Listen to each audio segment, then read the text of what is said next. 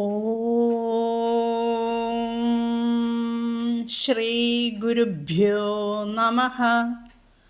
ഓം ശ്രീ പരമാത്മനേ നമഃ. ഓം ശ്രീ ലളിതാംബികായൈ നമഃ. ഓം നമോ നാരായണായ. ഓം നമോ ഭഗവതേ വാസുദേവായ. നമസ്തേ സജ്ജനങ്ങളെ, ഇന്ന് നമുക്ക് ശ്രീ വിഷ്ണു സഹസ്രനാമ സ്തോത്രത്തിലെ 76, 77, 78 ശ്ലോകങ്ങളുടെ പാരായണം ശ്രദ്ധിക്കാം. ശ്ലോകം 76.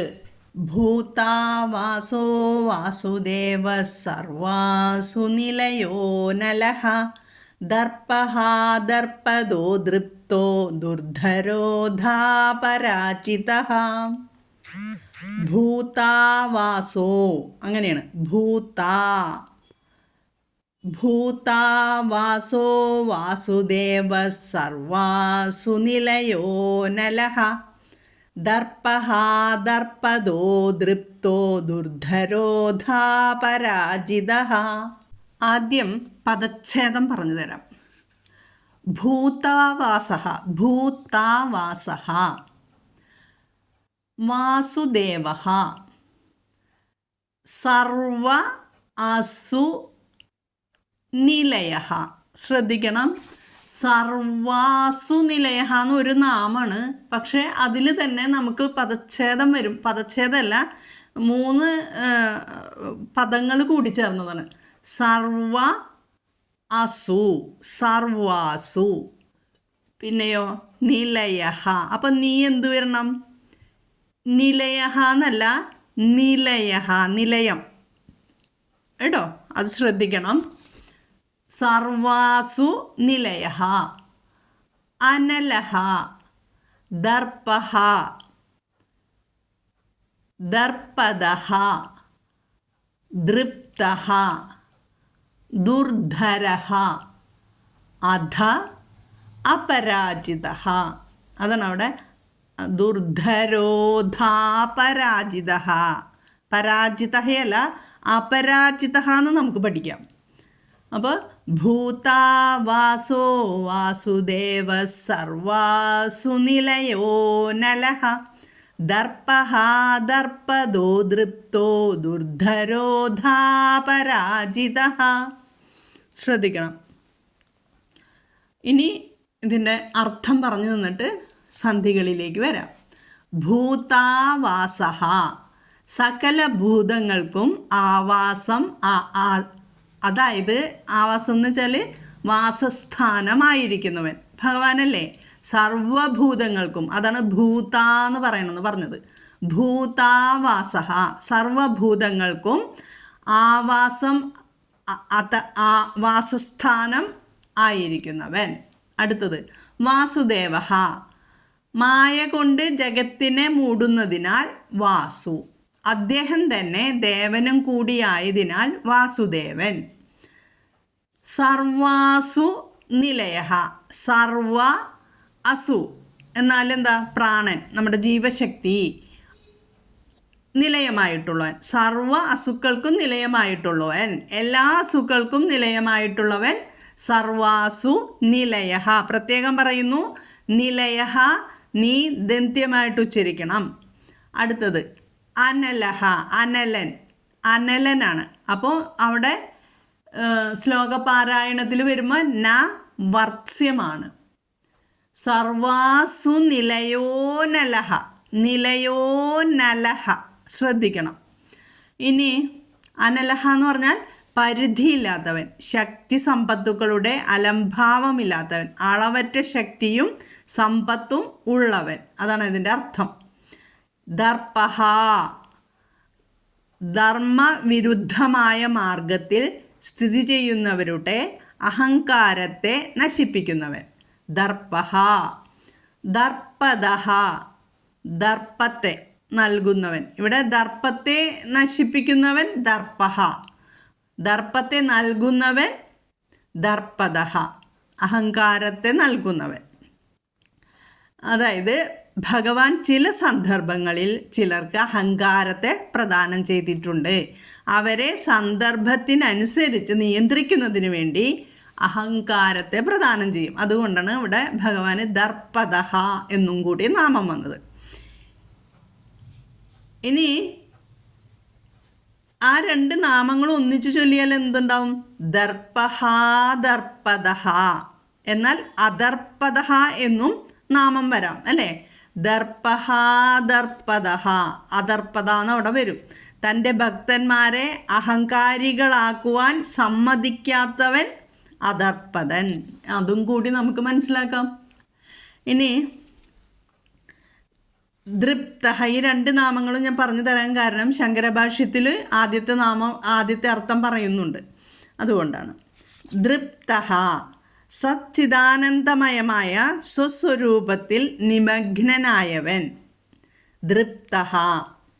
ദുർധരഹ, ഇവിടെ ദുമൃദു, ധരഹ ധരിക്കുവാൻ സാധിക്കാത്തവൻ. ഭഗവത് ധ്യാനത്തിലും ധാരണയിലും ശരിയായ ധ്യാനരൂപത്തെ പ്രാപിക്കുവാൻ പ്രയാസമുള്ളവനാണ്. അതുകൊണ്ട് ദുർധരഹ. ഇനി ഇവിടെ അധ എന്നുള്ളത് കാണുന്നുണ്ട് അല്ലേ? അനന്തരം, ഗ്രന്ഥത്തിൻ്റെ ആരംഭത്തിൽ ചേർക്കുന്ന ശബ്ദമാണ് അല്ലേ നമ്മൾ അധ. അധ എന്നുള്ളത് ബ്രഹ്മാവിൻ്റെ കണ്ഠത്തിൽ നിന്നും പുറപ്പെട്ടതാണെന്നും ആ ശബ്ദം ബ്രഹ്മാവിൻ്റെ കണ്ഠത്തിൽ നിന്ന് പുറപ്പെട്ടതായതുകൊണ്ട് അത് മംഗളസൂചകമാണെന്നാണ് പറയുക. അതുകൊണ്ട് ഇവിടെ ചിലപ്പോൾ ഇത് അധ വീണ്ടും, അല്ലെങ്കിൽ എന്താ പറയുക, പിന്നീട്, അങ്ങനെ അല്ല അനന്തരം എന്നൊക്കെ അർത്ഥത്തിൽ ചേർത്തതാവാം. ഛന്ദസ് ശരിയാകാൻ വേണ്ടിയിട്ടും ചേർത്തതാവാം. എന്തായാലും ദുർധരോധ, പിന്നെ അപരാജിത, അടുത്ത നാമം അപരാജിത, പരാജയം ഇല്ലാത്തവൻ. ഇത്രയാണ് ഈ ശ്ലോകത്തിലെ അർത്ഥങ്ങൾ. അപ്പോൾ ശ്ലോകം ഇപ്പോൾ എല്ലാവർക്കും ചൊല്ലാനായിട്ട് നന്നായിട്ട് മനസ്സിലാവുന്നുണ്ടാവും. ഭൂതാവാസോ വാസുദേവ സുനിലയോ നലഹ. ഇവിടെ ഭൂതാവാസോ, അവിടെ ഓകാരം വന്നു. വാസുദേവസ് വിസർഗം കഴിഞ്ഞിട്ട് സ് പറയണം. സർവാസു നിലയോ, സർവാസു നിലയോ, നീ ദന്ത്യം അനലഹ എന്ന് പറയുമ്പോൾ പ്രശ്ലേഷ ചിഹ്നം ഉണ്ട്, അപ്പോൾ ആ ഒളിഞ്ഞിരിക്കണം അവിടെ. സർവാസു നിലയോ നലഹ, നലഹ എന്ന് വരും. യോ കൂട്ടിച്ചേർക്കണം, വിട്ടുച്ചരിക്കരുത്. ദർപ്പഹ ദർപ്പദോ ദൃപ്തോ ദുർധരോധാപരാജിത. ഇവിടെ ദുർധരോ, ധാഘോഷം അധ, ദുർധരോധ, രോധ കേട്ടോ. ദുർധരോധ പരാജിത, പാ പറയണം, പരാജിത താ പറയണം. ഇത്രയും ശ്രദ്ധിക്കാനുണ്ട്. ഭൂതാവാസോ വാസുദേവ സർവാസു നിലയോ നലഹ, ദർപ്പഹ ദർപ്പദോ ദൃപ്തോ ദുർധരോധാ പരാജിത. ഇനി അടുത്ത ശ്ലോകത്തിലേക്ക് പോകാം. ശ്ലോകം 77. വിശ്വമൂർത്തിർമഹാമൂർത്തിർദീപ്തമൂർത്തിരമൂർത്തിമാൻ അനേകമൂർത്തിരവ്യക്തശതമൂർത്തിശതാനനഃ. വിശ്വമൂർത്തിർമഹാമൂർത്തിർദീപ്തമൂർത്തിരമൂർത്തിമാൻ അനേകമൂർത്തിരവ്യക്തശതമൂർത്തിശതാനനഃ. ഈ ശ്ലോകത്തിൽ 8 നാമങ്ങളാണ് ഭഗവാന്റെ ഉള്ളത്. വിശ്വമൂർത്തി, മഹാമൂർത്തി, ദീപ്തമൂർത്തി, അമൂർത്തിമാൻ, അനേകമൂർത്തി, അവ്യക്ത, ശതമൂർത്തി, ശതാനനഃ. ഇത്രയാണ് 8 നാമങ്ങൾ. ഇതിൻ്റെ അർത്ഥത്തിലേക്ക് പോകാം. വിശ്വമൂർത്തി, വിശ്വമാകുന്ന മൂർത്തിയോട് കൂടിയവൻ. മൂർത്തി എന്നാൽ എന്താ? ശരീരം. അപ്പോൾ വിശ്വമാകുന്ന ശരീരത്തോട് കൂടിയവൻ. മഹാമൂർത്തി, മഹത്തായ മൂർത്തിയോടുകൂടിയവൻ. അനന്തനാകുന്ന ശയ്യയിൽ ശയിക്കുന്ന വലിയ മൂർത്തിയോടുകൂടിയവൻ മഹാമൂർത്തി. ദീപ്തമൂർത്തി, ജ്ഞാനമയമായ അല്ലെങ്കിൽ തേജോമയമായ മൂർത്തിയുള്ളവൻ. അമൂർത്തിമാൻ, കർമ്മനിർമ്മിതമായ ശരീരം ഇല്ലാത്തവൻ. കർമ്മനിർമ്മിതമായ ശരീരമില്ലാത്തവൻ. വിശ്വമൂർത്തിയാണ്, മഹാമൂർത്തിയാണ്, ദീപ്തമൂർത്തിയാണ് അല്ലേ? എങ്കിലും ശരീരരഹിതനല്ലേ ഭഗവാൻ? ഭഗവാന് രൂപമുണ്ടോ? ഇല്ല. നിർഗുണ ബ്രഹ്മമാണെന്ന് അർത്ഥം. ഇനി അനേകമൂർത്തി, അവതാര രൂപത്തിൽ അനേകമൂർത്തികളെ ധരിച്ചവൻ. അവ്യക്ത, അനേകമൂർത്തികളുണ്ടെങ്കിലും ഭഗവാൻ ഇന്ന പ്രകാരമാണെന്ന് ആർക്കും തീർച്ചപ്പെടുത്താൻ കഴിയാത്തവൻ അല്ലേ? ശതമൂർത്തി, ശതം എന്ന് പറഞ്ഞാൽ എന്താ? 100. ഇതിൻ്റെ അർത്ഥം 100 മൂർത്തികളുള്ളവൻ എന്നല്ല, അനേകം മൂർത്തികൾ ഉള്ളവൻ തന്നെ നമ്മൾ എടുക്കണം.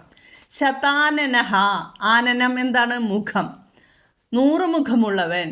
അങ്ങനെ 100 എടുക്കണ്ട, അനേകം. സഹസ്രം എന്ന് പറയുന്നുണ്ടല്ലോ, അതും അനേകം എന്നർത്ഥം എടുക്കണം. ഇനി പാരായണം ഇത് എളുപ്പമാണ് അല്ലേ?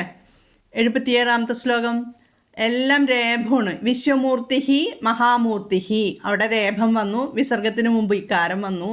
വിസർഗത്തിന് ശേഷം മൃദുഗണം വന്നു, രേഭം വന്നു. വിശ്വമൂർത്തിർ മഹാമൂർത്തിർ, അതേ നിയമം തന്നെ. വിസർഗത്തിന് മുമ്പ് മൂർത്തി ഇക്കാരം വന്നു. വിസർഗത്തിന് ശേഷം മൃദുഗണം വന്നു. ദീപ്തമൂർത്തി, അതും അതേപോലെ തന്നെ രേഭം ചേർക്കുന്നു. ദീപ്തമൂർത്തിരമൂർത്തിമാൻ, അമൂർത്തിമാൻ എന്നുള്ളത് ഇക്കാരവും അവിടെ രമൂർത്തിമാൻ എന്ന് വന്നു. എല്ലാം ഒന്നിച്ച് ചൊല്ലണം കേട്ടോ, ഓരോടത്തും നിർത്താൻ പാടില്ല. വിശ്വമൂർത്തിർ മഹാമൂർത്തിർ ദീപ്തമൂർത്തിരമൂർത്തിമാൻ അനേകമൂർത്തിരവ്യക്ത ശതമൂർത്തി ശതാനനഃ. വിസർഗം കഴിഞ്ഞിട്ട് ശ വന്നതുകൊണ്ട് അവിടെ ചൊല്ല. ശതമൂർത്തിക്ക് മുമ്പ് അനേകമൂർത്തിരവ്യക്ത, രവ്യക്ത, രവ്യക്ത എന്ന് ചൊല്ലരുത്, രവ്യക്ത. അവ്യക്ത എന്നുള്ളത് കൂടിച്ചേർന്നതാണ്. അനേകമൂർത്തിരവ്യക്ത ശതമൂർത്തി ശതാനനഃ. 77ാമത്തെ ശ്ലോകം ഒന്നും കൂടി ചൊല്ലിത്തരാം. വിശ്വമൂർത്തിർ മഹാമൂർത്തിർ ദീപ്തമൂർത്തിരമൂർത്തിമാൻ അനേകമൂർത്തിരവ്യക്ത ശതമൂർത്തി ശതാനനഃ. പഠിച്ചല്ലോ. ഇനി 78ാമത്തെ ശ്ലോകം.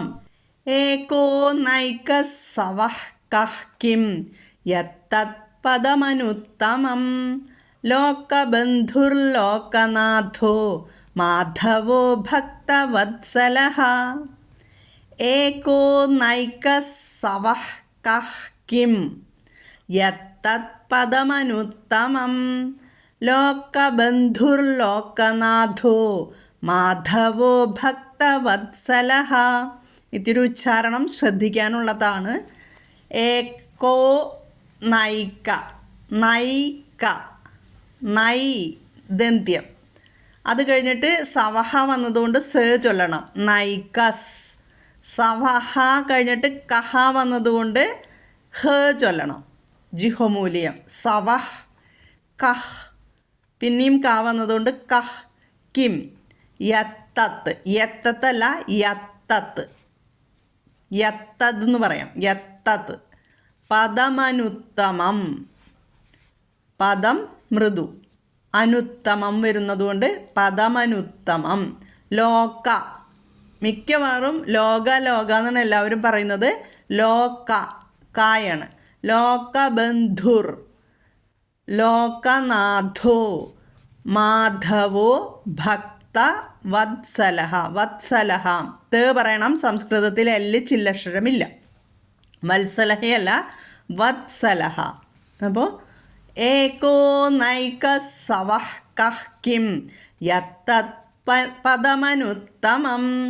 ലോകബന്ധുർലോകനാഥോ മാധവോ ഭക്തവത്സലഃ. ഇതിൽ പദങ്ങൾ പറയാം. ഏകഃ, നൈകഃ, സവഃ, കഃ, കിം, യത്. തത്ത്. അതാണ് യത്ത് തത്ത്, യത്തത്ത്. പദമനുത്തമം, പദം അനുത്തമം, പദമനുത്തമം. ലോകബന്ധു, ലോകനാഥ, മാധവഃ, ഭക്തവത്സലഃ. ഏകഃ നൈകഃ, ഏകോ നൈകഃ. പിന്നെ ചൊല്ല സവഃ കഃ കിം യത്തത് പദമനുത്തമം.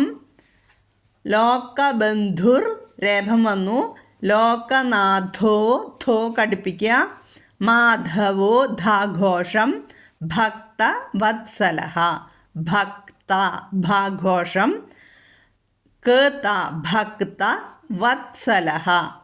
ഇത്രയാണ് ഇതിൽ. ഇനി അർത്ഥം ഒന്ന് നോക്കിയിട്ട് ഒന്നും കൂടി ശ്ലോകം പാരായണം ചെയ്തു തരാം. ഏകഹ, ഏകനായി വർത്തിക്കുന്നവൻ, അതായത് രണ്ടാമതായി ഒന്നുമില്ല, അദ്വൈതം. നൈകഹ, മായ കൊണ്ട് അനേകനായി പ്രകാശിക്കുന്നവൻ.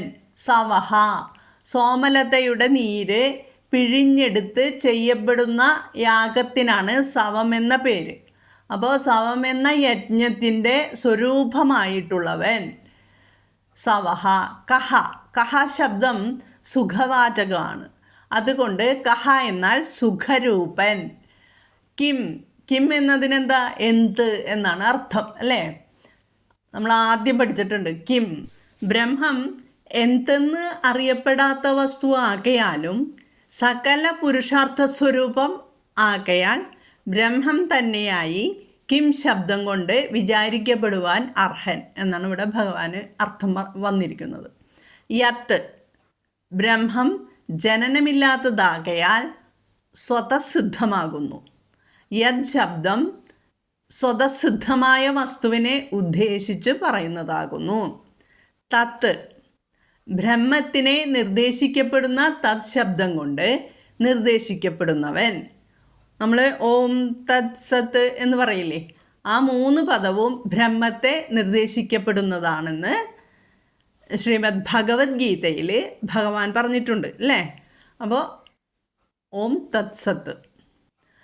ഇനി അടുത്ത നാമം പദം അനുത്തമം, പദമനുത്തമം. മോക്ഷത്തെ ഇച്ഛിക്കുന്നവരാൽ ഗമിക്കപ്പെടുന്നത് ആകയാൽ ബ്രഹ്മം പദമാകുന്നു. അനുത്തമം എന്നാൽ ഉത്കൃഷ്ടം. ബ്രഹ്മത്തിനേക്കാൾ ഉത്കൃഷ്ടമായ യാതൊന്നുമില്ലാത്തതിനാൽ അത് അനുത്തമവുമാണ്. പദ്യതേ ഗമ്യതേ മുമുക്ഷുഭിരിതി പദം എന്നാണ് പറയുന്നത്. അപ്പോൾ മോക്ഷത്തെ ഇച്ഛിക്കുന്നവരാൽ ഗമിക്കപ്പെടുന്നത് എന്നർത്ഥം പദത്തിന്. അപ്പോൾ അനുത്തമം എന്നതിന് ഉത്കൃഷ്ടം എന്നർത്ഥം പറഞ്ഞു. അപ്പോൾ ആ പദത്തിൻ്റെ, പദം എന്ന വാക്കിൻ്റെ വിശേഷണമാകുന്നു അനുത്തമം കേട്ടോ, അത് ശ്രദ്ധിക്കണം. ഇനി ലോകബന്ധു, അടുത്ത നാമം ലോകബന്ധു. ലോകബന്ധു എന്ന് പറഞ്ഞാൽ ലോകങ്ങൾക്കെല്ലാം ബന്ധുവായവൻ. ലോകനാഥ, ലോകങ്ങൾക്ക് നാഥനായവൻ. മാധവഃ, മധുവംശത്തിൽ പിറന്നവൻ. ഇവിടെ വേറൊരർത്ഥമാണ് പറയുന്നത്, മധുവംശത്തിൽ പിറന്നവൻ മാധവഃ. ഭക്തവത്സലഃ, ഭക്തന്മാരിൽ സ്നേഹമുള്ളവൻ. ഇത്രയുമാണ് ഇതിലെ നാമങ്ങളുടെ അർത്ഥം ചെറുതായിട്ട് പറഞ്ഞു തന്നാൽ. ഇനി ഈ നാമം ഒന്നും കൂടി ചൊല്ലിത്തരാം. ഏകോ നൈകഃ സവഃ കഃ കിം യത്തത് പദമനുത്തമം. ലോകബന്ധുർലോകനാഥോ മാധവോ ഭക്തവത്സലഃ. ഏകോ നൈകഃ സവഃ കഃ കിം യത്തത് പദമനുത്തമം. ലോകബന്ധുർലോകനാഥോ മാധവോ ഭക്തവത്സലഃ. ശ്രീരാമ രാമ രാമേതി രമേ രാമേ മനോരമേ. സഹസ്രനാമ തത്തുല്യം രാമനാമവരാനനെ. ശ്രീരാമനാമവരാനന ഓം നമ ഇതി. ഹരിഃ ഓം. ഓം ശ്രീ ഗുരുഭ്യോ നമഃ. ഹരിഃ ഓം. ഓം തത് സത്ത്. എല്ലാവരും വളരെ ഭംഗിയായിട്ട് നല്ല അക്ഷരസ്ഫുടതയോടുകൂടി ഈ 3 ശ്ലോകങ്ങളും പഠിച്ച് ചൊല്ലിയിടുക. എല്ലാവർക്കും ഭഗവാന്റെ കൃപാകടാക്ഷം ലഭിക്കുവാൻ പ്രാർത്ഥിച്ചുകൊണ്ട് നിർത്തുന്നു. ഓം തത് സത്ത്. ഹരേ കൃഷ്ണ.